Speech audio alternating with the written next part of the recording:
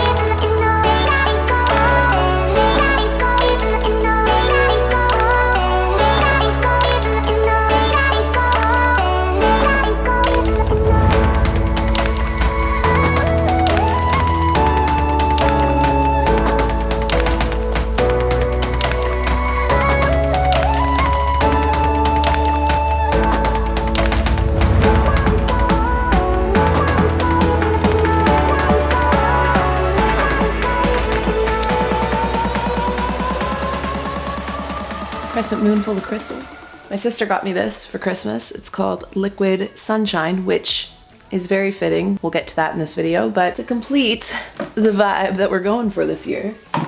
Okay, now we're ready.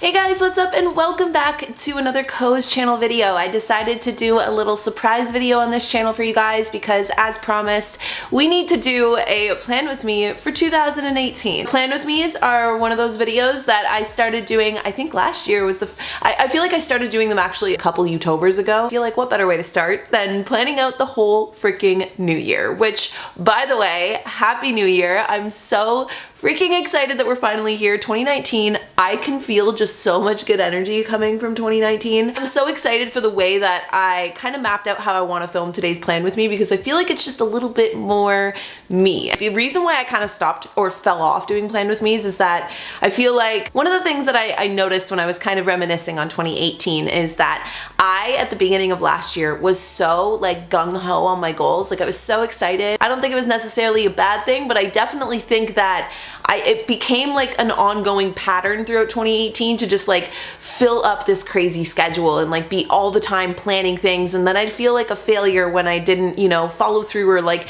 life got in the way. You know the quote, life is what happens when you're busy making other plans? I felt like every time I had to abandon my plan or my plan had to change, it felt like a little piece of failure. Like I love having a schedule, I love mapping out my goals. It's just finding that balance between kind of living with the flow of life and living in the present moment, but also setting yourself up to basically do your best with the present moment and prepare yourself so that you're building it around you like your fortress. So just to keep this super easy for those of you guys, I know that there's some of you out there that love speaking more spirituality, tarot, horoscopes, and all those things, and then there's some of you guys that just want to be here for like the goal setting and just want to be here for like, you know, the nitty-gritty planning. So if you're that type, I'm gonna leave the timestamp down below to skip to. That's how I want to start off this whole video, is making a little heart song spot in our journal. So that's what I'm gonna do to start off the year because I feel like that's a really good way to kind of get a grasp. Once I know what energy I'm channeling, it's a lot easier for me to then drive that energy into the goals, the planning, and the to-dos and all of that fun stuff. So we got a lot of stuff to go through, so I feel like we should just go ahead and jump right in. So I want to share with you guys my tarot reading that I did, well, my animal spirit reading that I did for 2018, because that's how I want to start off my heart song journal. So if you guys are curious what a heart song journal is, it's basically just like a little mini encyclopedia of you. It's something that I found online the other day and I loved this, like the terminology of it. I've already started into this journal. I started this journal in October and I want to use the rest of it for like the first half of the year. So I'm not going to start a brand new journal like I usually do for 2019, solely to save paper, because it would be such a waste for me to just start a new journal just because it's a new year, you know? I'm just gonna go ahead and start a new section in my journal. So just basically break a page and then start off by making my like little heart song encyclopedia for 2019.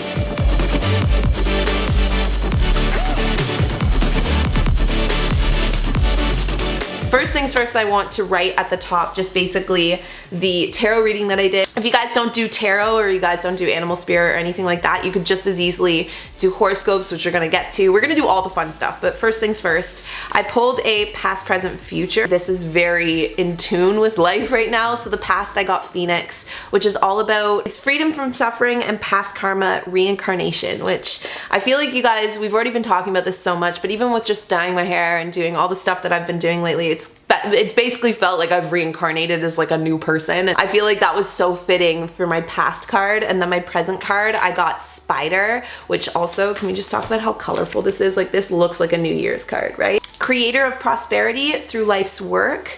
So this one's basically a lot about work and about just like connecting to what you do for a living spiritually and financially. And when you're in balance, you're appreciative, enthusiastic, and prosperous. When you're out of balance, discouraged, tired, or forlorn. And to bring it into balance, to use playful creativity. And then for the future card, this is really cool. I've never pulled this card before, but I got the Cosmic Egg. And again, I feel like this is such a New Year card.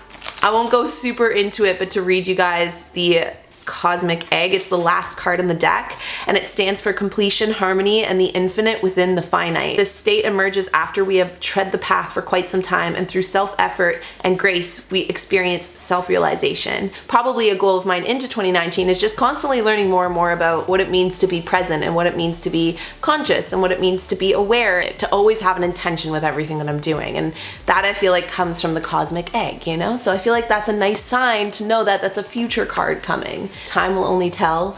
But then I also pulled two more cards, which keep in mind that how much these match with the Phoenix. And this was like a how I'm feeling now and how I'll get there kind of thing. And the Hawk and the Eagle were what the answers were. Now this is where we're getting into the liquid sunshine. I promise you we're gonna skip forward in a moment. So the Hawk is watchful, all-seeing messenger of divinity. The sharp eyes of the Hawk watch our every move. This keen-eyed bird has the ability to see every little detail as well as the big picture. When this card appears, fate has its eyes on you and the winds are shifting. It will eventually redirect your course. So when you're in balance, it means that you're seeing clearly and you're very intuitive. When you're out of balance, you're seeing too much and you're suspicious or untrusting. And to bring it into balance, you need a perspective shift, because that's exactly where I feel like I've been.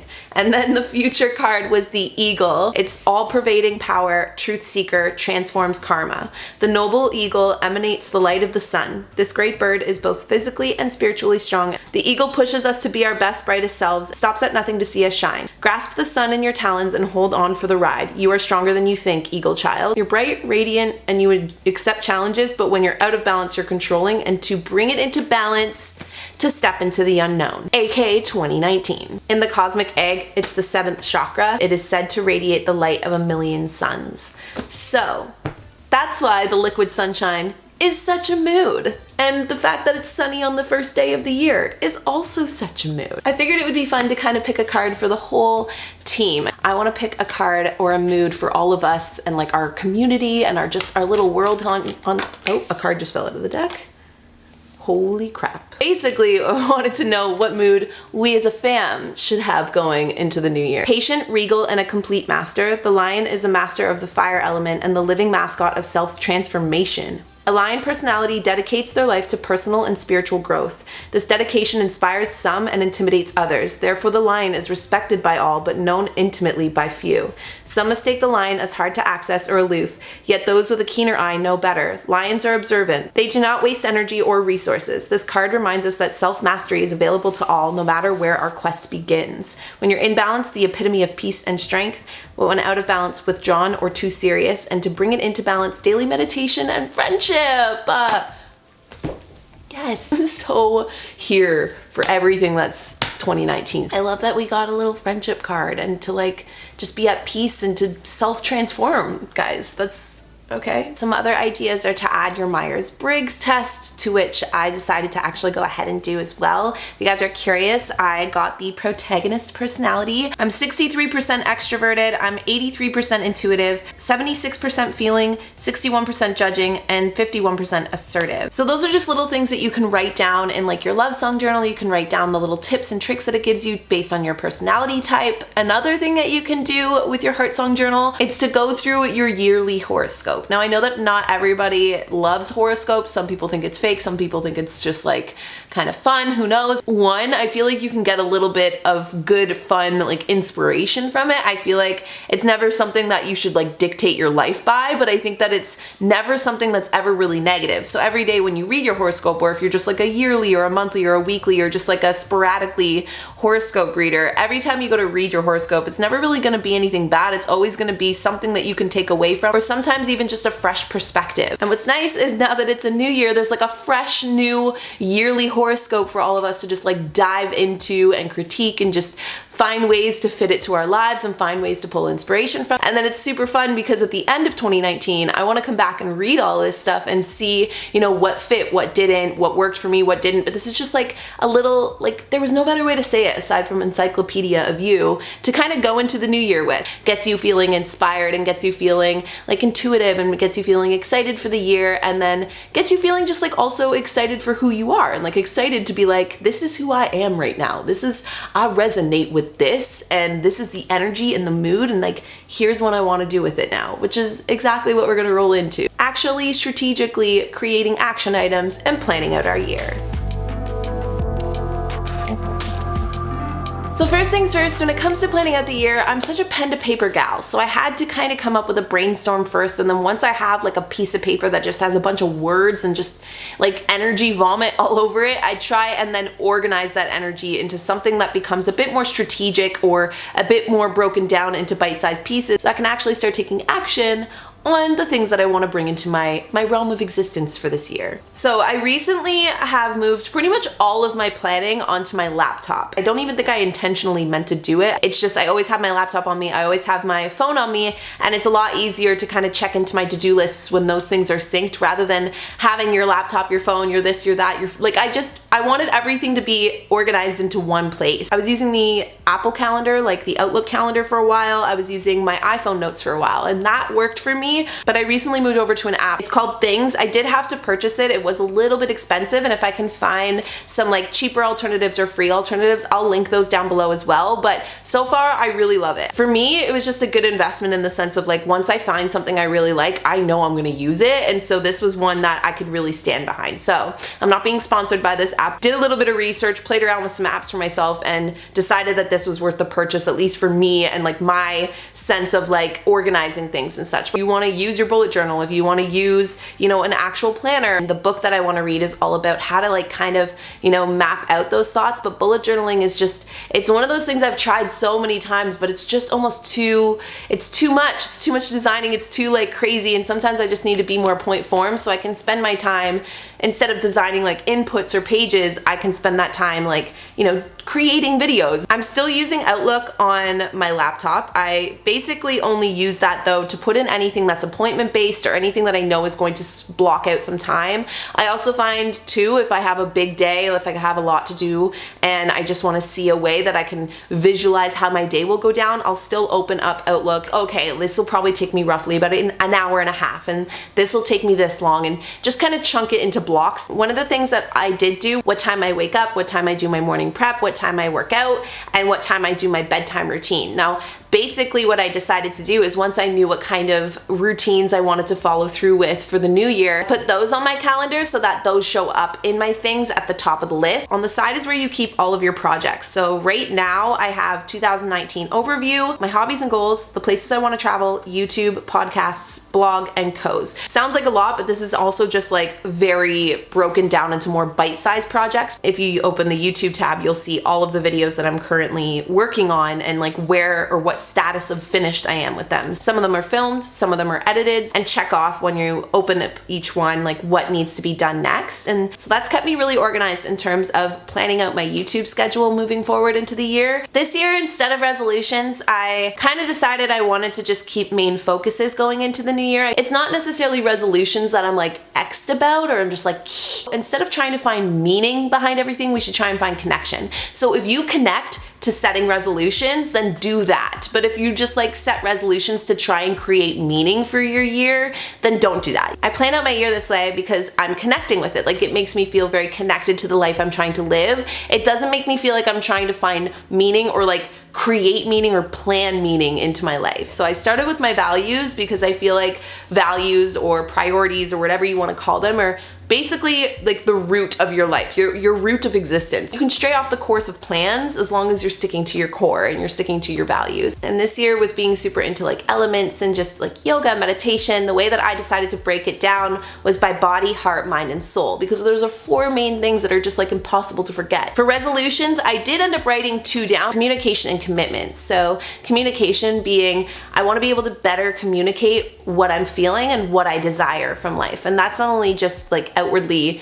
in terms of online social media, but also just in terms of with myself and the universe when I'm asking for things. Like when you're ordering up your life off the menu, I want to make sure I'm communicating that properly so that there's never any misinterpretation. And then commitment being like my follow through. It's one thing I learned a lot in 2018 was that I would set these unrealistic or crazy deadlines and then I would be racing to get things done. You know, when I commit to something, I want to be able to actually follow through on it and be someone that stays true to that word. 2 easy components: my personal goals, my work goals, and then monthly and then daily/weekly habits. So the work goals and personal goals are just basically mapping out whatever goals or projects you want to work on. And then from there, with the monthly and the weekly daily, it was like, okay, how can I fit these goals into this year now? It's no different than doing this in a bullet journal. It's no different from doing this on your planner or in like your monthly spreadsheets or whatever. But I just like this layout better because to-do lists just work so much better for me. I just give it to me like I'm 5, you know? Michael Scott,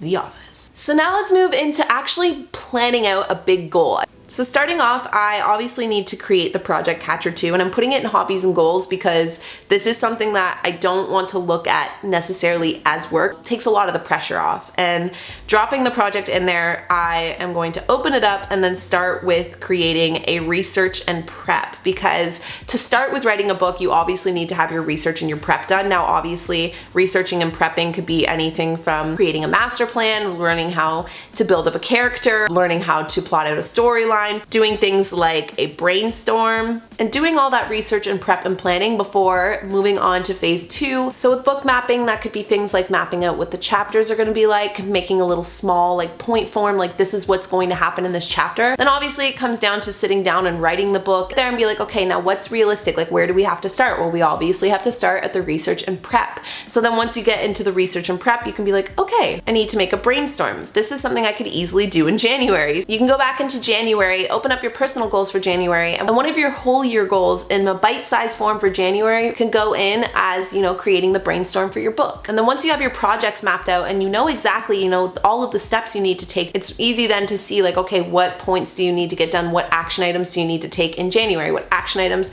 would you like to take in February? And then lastly, in my 2019 goals and master plan, I created a little daily, weekly habits bar. So this is cool because you can actually put in those things that I want to do on a daily basis, those things that align with my core values at the end of the day are like trying to meditate or take a mindful moment every day, trying to stretch or move my body every day. Friendly little reminders to do these little things every single day, even if it's only for 5 minutes. So not only are we planning for the whole year, but we're also planning for a brand new month. I kept my values up at the top because those are just important to just look at. I don't know, I just felt like it fit there nicely. I created a section for mood only because I feel like each month is a whole new mood, you know? So anything that I feel like inspired by or moody with, I am going to write into my mood section to just kind of be like, oh, that's kind of the mood I'm going for. And also life imitates art, you know? So when you kind of know what your mood is, you can create things out of that mood. And I just think that's cool. Next, I put my resolution, which is to follow through and to communicate. I'm gonna write it in this area to make sure that I'm sticking on top of that resolution.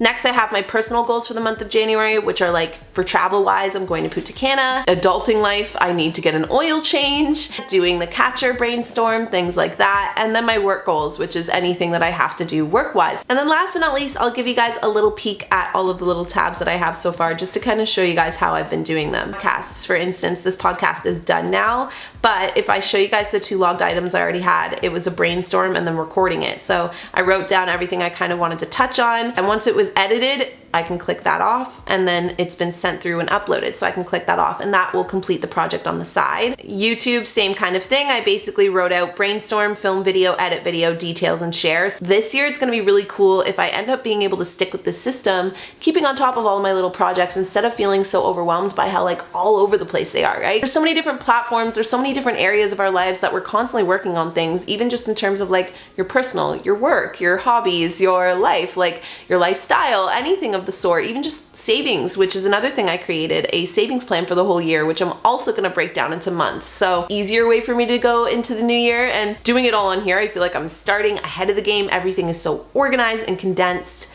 And I'm just so excited. I'm excited to see what the mood for the whole year ends up being, and both Wednesday and Friday videos on my vlog channel are going to be New Year's related too. We're gonna be prepping more vlog style for the new year. I'm gonna show you guys the whole, like, just changing up the energy in my room and stuff. And then Friday is going to be another fitness Friday with getting fit for the new year. So there's still more New Year's goodness to come. And if you guys ended up doing a love song journal, or just in general, if you ended up doing any kind of planning for the new year, let me know your methods down below. Thank you guys so much for hanging out with me and planning for the new year with me. I'm so freaking excited to channel our lion, our self-mastery card, and to work on all these fun projects, and just to read through more of a love song journal. I feel like I want to add like my love languages and all that stuff to it, which I probably will. Even like my favorite crystals, things like that, just things I want to keep, just like a little self-care kind of section in the journal. So I'm gonna go finish that off and work on that. And aside from that, I will see all of you guys in Wednesday's video. Bye guys.